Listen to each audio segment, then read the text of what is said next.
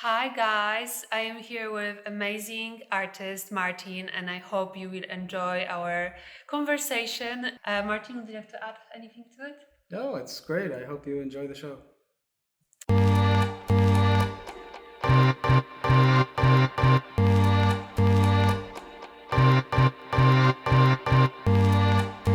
Martin, welcome to the show. Thank you.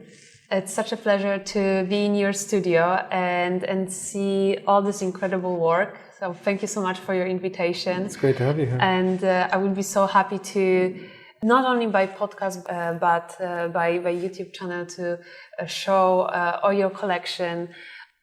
But first of all, I would like to ask you if you could quickly introduce yourself, who you are, where are you from, and what do you do now? I'm Martin Riese. I was born in Canada. I did have this very short career in the Canadian military. I was very much a product of suburban Canada, which was in the late 1960s, quite a utopian version of the world. And content from that is always somewhere in my collage work. I went to the military because, again, out of technology, kind of a passion for technology, and in those days the pinnacle and the epitome of technology in Canada was this F-104 airplane. I had a kind of a rather short career in the military training to fly these jets, but didn't stay with aerospace or the military, amazing as it was. And I always tell the one story that there was this film that they showed you when you were learning to fly these planes where aside from the procedures and the facts of how to fly it, at the end, this narrator on this 16 millimeter film said, "And you will become the machine." And it's a sentence that always stayed with me, and I often think about it. And more, humanity is becoming the machine. It was also just after the 1968 release of 2001: A Space Odyssey, where HAL, the computer, decided that the problem on the mission to Jupiter was the people, and he decided to kill the astronauts. And this sentence, "Open the pod bay doors, HAL," has become the kind of rallying cry for artificial intelligence. But anyway, after this short, kind of abortive military career, I went into architecture at the University of Toronto, which is a long period of study, 5 to 7 years, another number of years to get a license. And I kind of traveled around in the world of international architects, working in offices and projects all over the place. And what I always say is the main takeaway was the three-dimensional modeling technology, the virtual environment where increasingly architecture is conceived and managed. And so we use that in the practice of architecture, but it's easily kind of taken to be used in other ways, like in art, in a very loose and casual way. It's a wonderful tool for many reasons, because it's kind of easy to use, and it can then be applied to the real world. Like the models can be given to machines, and they can make real objects. So there's a strong connection between what you're doing in the virtual real world and what can happen in the real world. So about a year ago, after 30 years in architecture, I decided to just do this artwork full time, because it is quite time consuming. My version of it is kind of like rolling up balls of string. It just kind of goes on forever and ever. How long is a piece of dental floss? So I guess after living in Europe and in New York, I've lived in Hong Kong for 20 years, and it's my home. And in those 20 years, obviously, Hong Kong culture has had an increasing influence in what I do. I live here, I work here, and because it's such a fabulous culture, it's informed what I do as well. And there are pieces we can look at where you can see these. I always say every day in Hong Kong there's a surprise. Maybe that's true for every place, yeah. but for me it's just such an incredibly rich place, and I love it as much as when I first set foot here in 1985. Every day is great, and that energy and that exuberance is definitely part of the work. You actually touch base a few things which are super interesting, but you say, it's fine. Like, yeah, I was a pilot. And yeah, I had this like incredible experience. Like, I mean, not many people are flight fighters, right? So could you actually tell us a bit more about the pilot? Because I know also that your art, it's as you mentioned just now, it's all about places and experience of your life, and definitely this is what you said. So being a pilot and give you also this thoughts which now translate to what you do, to the artworks. So if you can tell us a bit more about the time. For me, a lot of the things that you see on the wall are very much just from my personal experience. The whole world of aerospace is a fascinating world. Everything is on those airplanes for a reason.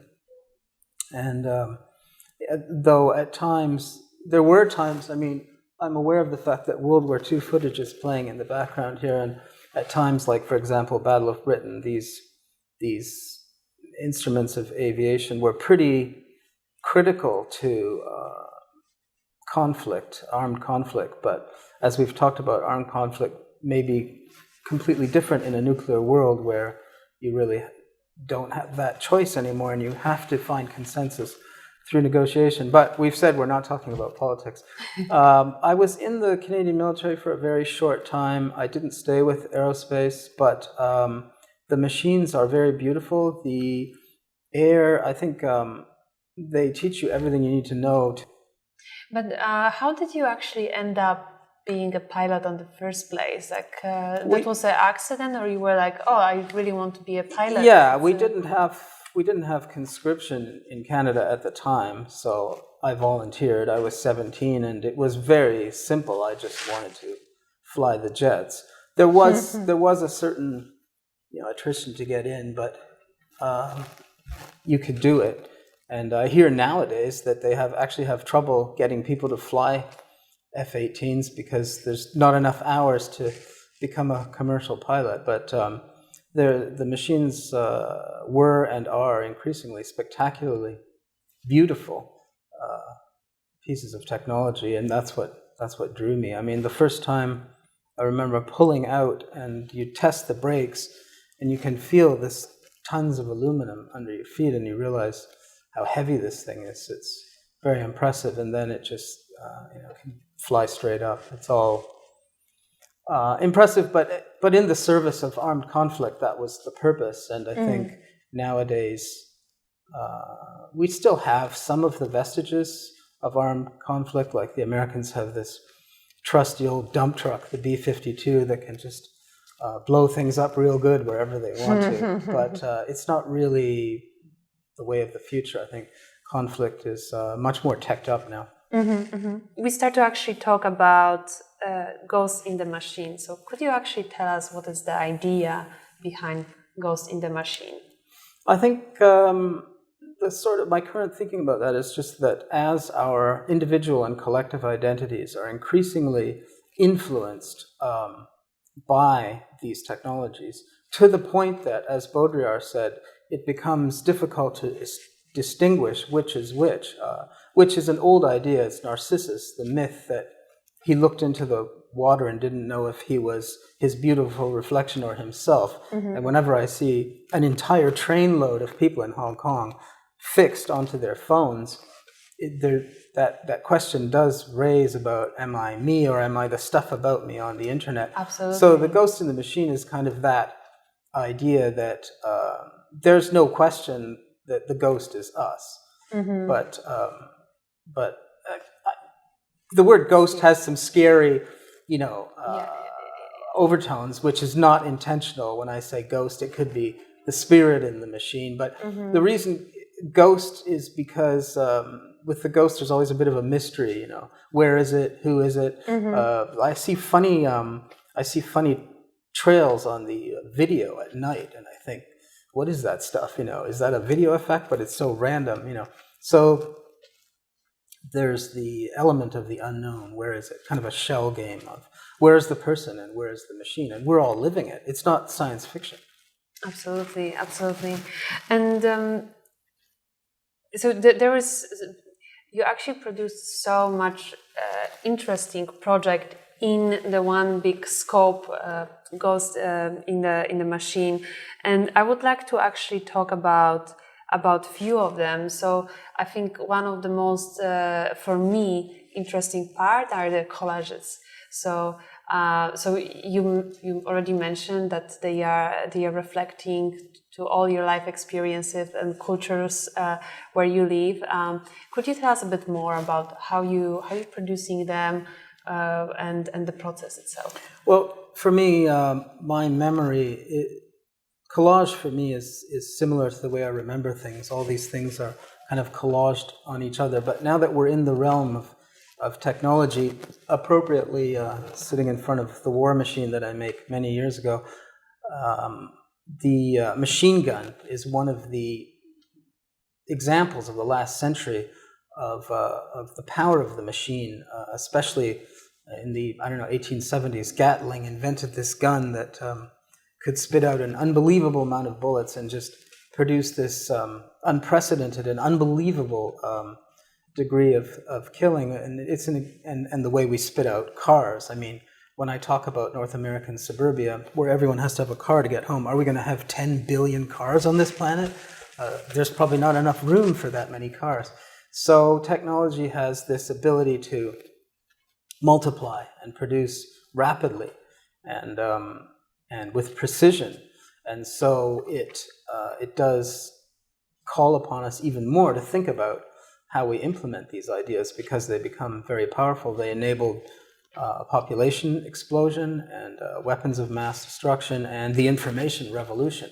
So for me, the collage is just a casual way, in a way, of sticking down all the stuff and putting it together. Most of it is three-dimensional. Actually, a lot of the objects are from 3 dimensions. I've always taken a lot of pictures. A lot of my friends are photographers and say, I take more pictures than they do.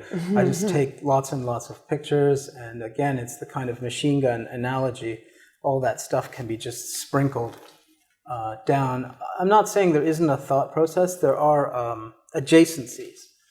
That's one of the things I used to love about China when I traveled to China, which was a lot in the last 10 years.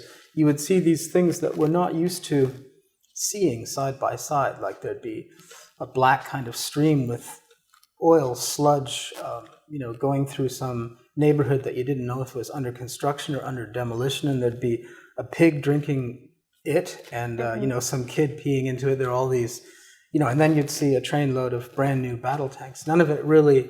The adjacencies were just kind of different to what we're used to. So the opportunity to explore adjacencies is there. Putting a Buddhist icon next to a rocket engine, or as Werner von Braun might prefer, a Christian icon next to a Saturn V rocket engine. These are just kind of purposeful adjacencies that I like, but it is very personal. I mean, it's just stuff that I like, and so I'm not really making a message. Look at this, and you'll learn something. It's very intuitive. And you mentioned that it's some of them are 3-dimension. So how you are putting it together? Like, is you are cutting the parts of the images and then you are sticking it in like 3-dimension way, or like it's a total free for all. It's actually very nice how with the software things can travel round and round. There are 3-dimensional environments where I'll take a photograph and make it the environment. So all the reflections are on the objects are in that environment. But then I can also use Photoshop, acres of Photoshop, just sticking things on and moving them around, and also literally cutting them out and gluing them together. It's all the same thing, really, memory and iconography and photography and dazzling the retina. That has always been my intention. And talking about, because you are for the last 20 years in Hong Kong, could you tell us about example of a collage which you done, which represent Hong Kong, which has... There is one, we can look at it after. There is one which again, it was a collection over time of favorite images, and it wasn't just made in one day. It is kind of a life's work in the sense that it's a process that I've been doing for many years and that keeps going on. But that Hong Kong collage is a collection of favorite photographs from the last 20 years that have been arranged in a way to just be comfortable together. And we can look at it after. Yeah, that's the Hong Kong one. That's been evolving over time. That's a photo I took in 1995 in Mongkok. The planes used to fly low over Kowloon City, and it was just surreal. It was just a beautiful event. And this is the guy who's been selling our family fish for 25 years. I just went there actually a few weeks ago and gave him that photograph, and everyone was moved by that. And it is a statement of the individuality. When I went to see him once, he took that shrimp and put it in the fish's mouth, and he had this little theater and said, "Look, the fish is eating the shrimp." And I thought, wow, that's the weirdest thing I ever heard. So I put it in. And I'm in here with our dog, who sadly passed away recently. And even you can see there's a runway light from Kai Tak Airport, and this piece, which is over there on the wall, Hong Kong 1997. And there's even some police. I was out recently, and people were shouting at the police, so I took a picture and put that in. And these are the two famous lions, Stephen and Stint, who were the founders of the Hong Kong Bank. So those lions, have names, and because there's two of them. I am obsessed with imperfect, broken symmetry, it's called. Things that look symmetrical but aren't really. And nature works that way. Nature makes slightly different versions of everything. Nothing is ever exactly the same. You also mentioned before the interview that you recently discover abstraction, so you produced actually a few abstract works. So could you tell us a bit more about Yeah, the abstraction was always there. Actually, everything that I'm saying, it all happened kind of in parallel and at once, in a kind of a Zen moment. It's all happening, in the now, as Eckhart Tolle would say. The abstraction, I think, I used to smash TVs in the old days when they were cathode ray tubes. They'd make these beautiful destroyed pieces, and indeed, when I went to, it's quite funny, I used to go to glass factories in China, and I always they got to know the fact that my favorite part of their factory, every glass factory has a place where they keep all these tons of broken glass, because they break a lot of glass, and I used to go there, aside from their beautiful machines, which I love, but especially the ones that were out of date. The older they were, the kind of cooler they looked.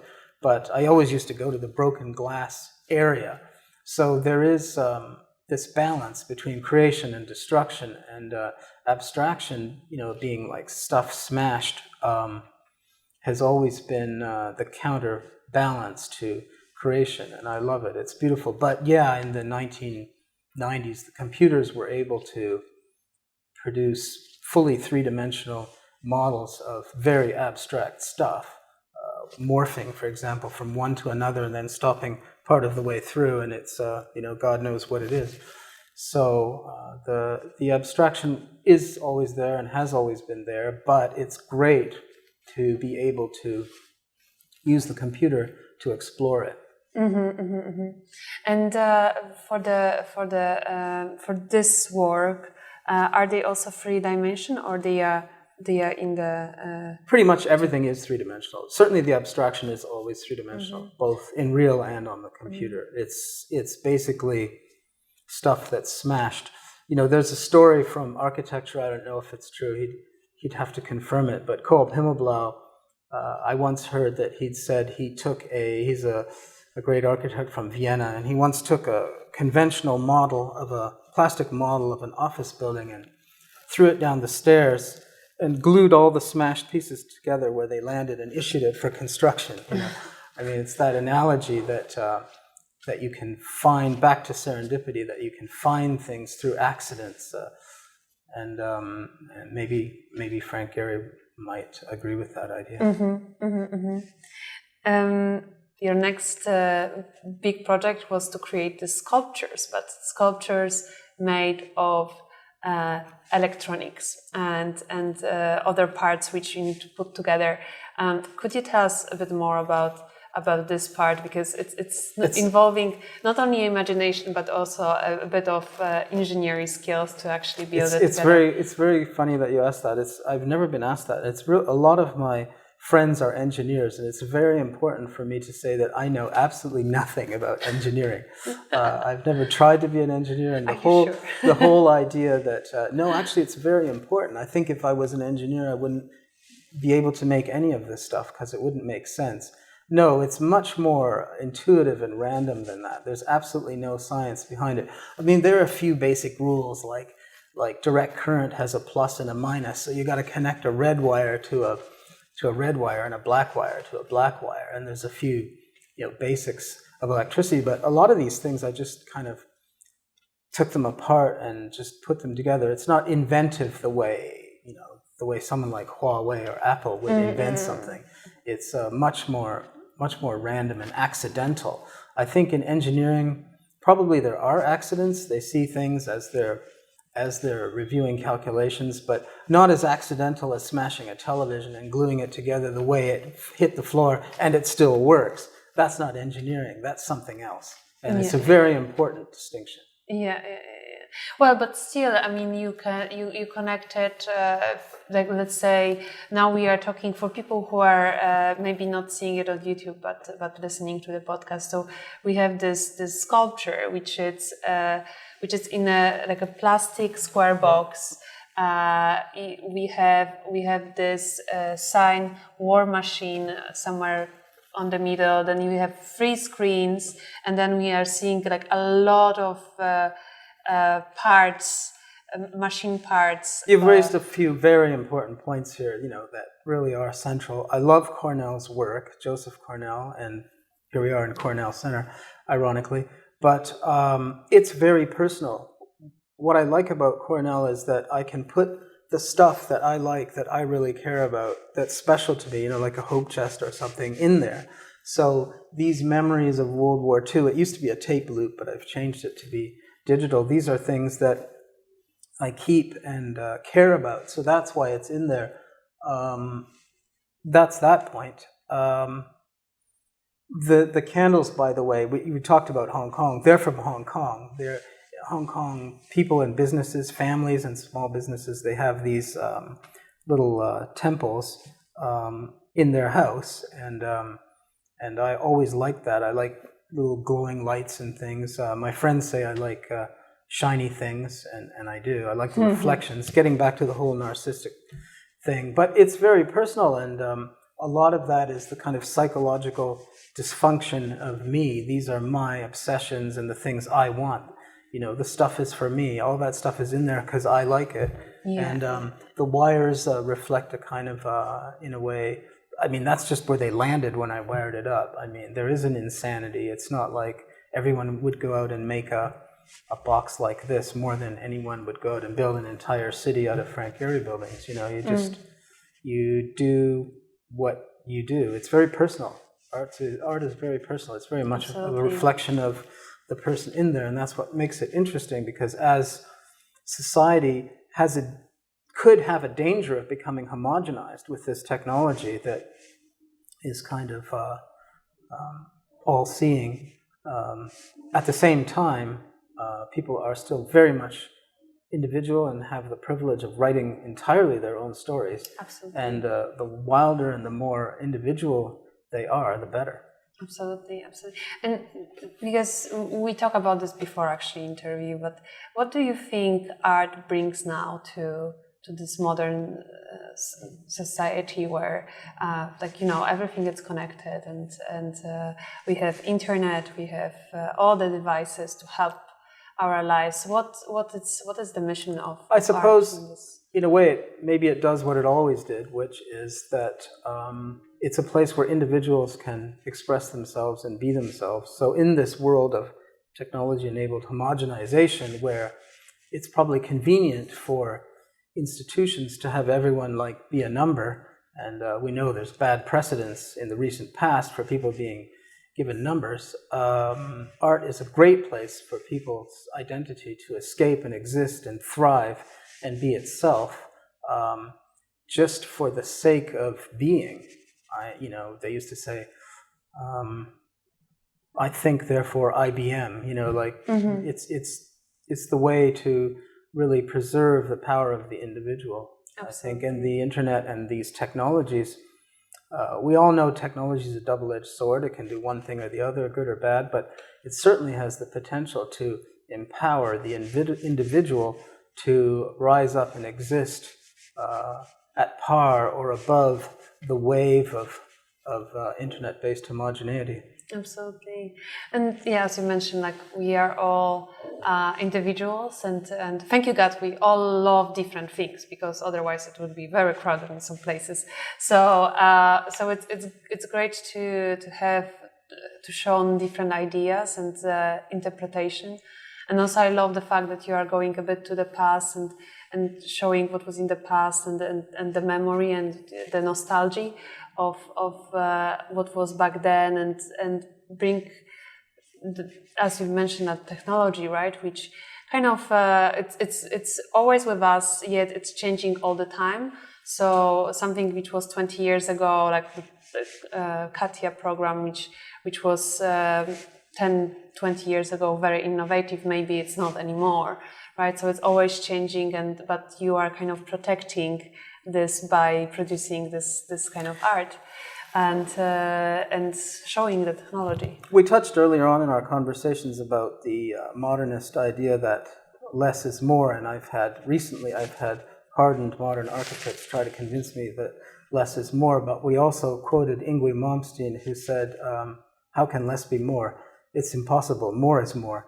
So I think coming from the ornament, the Baroque spectacular ornament, one of my favorite examples was Bach, who, I don't know much about music, but he laid down a set of notes and said, okay, here's where the bar is for the minimum for playing this piece, but if you embellish it, if you're a good enough musician to add a few thousand extra notes, good on you, and some people did.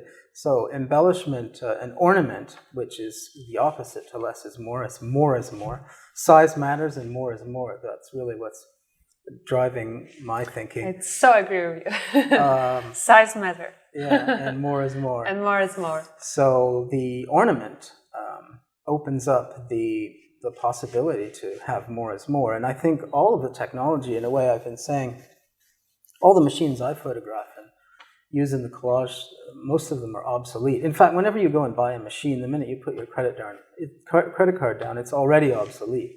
So in the ornament is this possibility to do expression, and some ornament is better than other, and there's artistry in it. And so I've been thinking that really all of technology is a form of ornament and nostalgia. And this is what you mentioned. So most of your work Baroque style. So you like to input as much information, as much things in it. Is that correct? Like, yeah. What about the framing? Like, are you how you are framing your work? There is one. We'll look at it. There is one beautiful Baroque frame that I picked up in Dafeng in Shenzhen a few years ago, which accidentally fit perfectly on the piece that it's on. But yeah, the Baroque. I know there was a very established syntax for how all that Baroque ornament came to be. But now we can use it much more casually, and I think it reflects what we were talking about earlier, which is that the spectacular magnitude of complexity, both in the micro and the macro world, in the cosmos, we don't really understand any of it. And so to kind of whimsically sketch into these realms of infinite complexity is very comfortable, and that's the space that I want to be in, as opposed to, someone else who might paint a perfect red square on a perfect white piece of paper, and that might get them there. But I need to have my my retinas dazzled to get to where I want to be. Absolutely. So this is a continuation of the story of the pre-GPS days, where they had these electromechanical devices to aid in navigation of aircraft, like flying in cloud at night to a target of the bad guys. And this beautifully crafted machine, I call it Truth in Numbers, is completely analog, completely GPS. But one of my favorite kind of anecdotes about this, I bought 3 of them so that I could take a couple of them apart. It was made in America in the 1950s, I'd say, and the guy wrote his wife's name in it, like with a heart, you know. So there was this message in a bottle in this piece of high tech, and it's an example of how this stuff can be very personal and very individual, even though it's a multiply produced piece of technology. Mm-hmm. It's super cool. Oh, and in the back, I shouldn't say it as an anecdote, in the back is the Hong Kong Feng Shui compass, which is this beautiful semi-metaphysical device for predicting, the good luck of a space, and certainly the Feng Shui master has huge influence in Hong Kong. So there's this comparison between that semi-metaphysical device and this much more precise device that could be calibrated for that one job of describing where the aircraft was, which was very important for the guy sitting in it. And can we also look at this piece? Yeah. So that's inspired, I guess, by Andy Warhol. Could you tell us a bit more about this? Yeah, this is very recent, and actually in the grand scheme of these pieces that have evolved over decades, I made this in about 30 minutes one day. But basically, I made Marilyn from scratch with a photograph off the internet, and immediately the question of legality emerges. Whilst I don't think her family has rights anymore, I think the photographer probably does, whoever he is, but it wasn't really the point. Obviously, it's kind of a pass across Andy Warhol, but Andy Warhol didn't have a 1959 Cadillac taillight and a Sidewinder missile, have her kissing those. And I mean that sincerely when I say American beauty. It's not, even though I'm Canadian, the American flag is such a powerful symbol, and amongst the political things that it may or may not stand for, there are these beautiful objects that arise out of the culture, and that just falls into the realm of art so easily. That's one of your collages, and I can recognize that you mentioned about this narcissistic view as well, the myth, the Greek myth. Yeah. Is that also why you actually combine your face in it? Yes, absolutely. No conversation about any of this work would be complete, or my personality, without complete and utter narcissism. I think a friend of mine yesterday called it malignant narcissism. But basically, I think the more interesting part of this piece is that when it was exhibited in a much larger form, the curator said in the Hong Kong Cantonese culture context, you can't have a ghost over the door because local people could be frightened by it at night. And so that version didn't have the ghost in it. Yeah, it's quite literal, there's no doubt about it. The Hawaiian shirt is definitely my favorite attire. And the direct collage of the man on the machine implies the ghost in the machine. Glorious Control is a kind of tongue-in-cheek, and it's in a way maybe not humor, but the irony of, are we really in control? The more these instruments become precise, maybe the less reliable they are. I don't know. There's this tug of war now between man and machine that is emerging, and I'm certainly implying that and interested in it. This is actually, I should say, in spirit of Joseph Cornell and the Cornell Center, that's actually my mother's dining room cabinet, the wood cabinet, but I've replaced the priceless family heirlooms in her cabinet with my own priceless heirlooms, like the smashed Mercedes and Hal the computer opened the pod bay doors, Hal. Great. Do you want to show us also the Baroque frame, which we talked about before? That is just another version of the electric wayfinder, and this is implying with the switches that you can, those are toggle switches from the days of the 1950s and 1960s. They don't make switches like that anymore because they oxidize and they're not that reliable, but it's the idea that the viewer can participate, obviously very loosely, but that the viewer can get in there and switch things on and off and change the way the art appears and what it does. Of course, you could go way further down that avenue, and artists have. The frame is that Baroque frame that we got at Dauphin in Shenzhen, quite by accident, and in some kind of bizarre cosmic coincidence. When I brought it home, I just knew I loved it, and I brought it home on the train, but it just fit perfectly over that pre-existing Cornell box, and they look like they belong together, so they've stayed together ever since. That was about 5 years ago.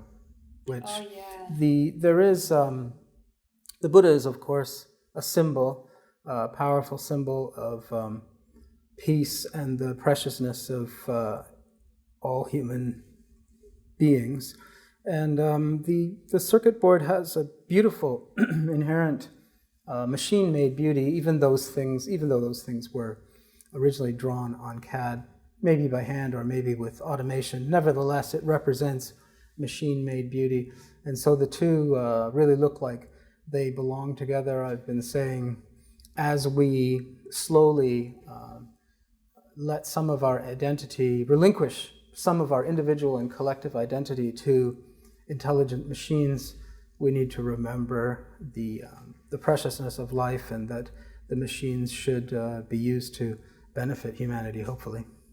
Absolutely. That is the studio. Talk about influences. That is the studio of a brilliant British painter, Julian Barrow. We used to live near him in London, and I have to say we lived across the river. He lived in Chelsea, and we lived in Little Chelsea, in Battersea. But there it is, on June 20th, 2001, we went to visit him, and it was very inspiring to see the stuff hanging all over the walls. In case you come in here and you think, wow, there's a lot of stuff on the walls, it's because there's a lot of stuff, and if it's okay for Julian, it's okay for me. Absolutely. And it's so cool. So beautiful space. That's great. I hope you enjoy the show. Bye.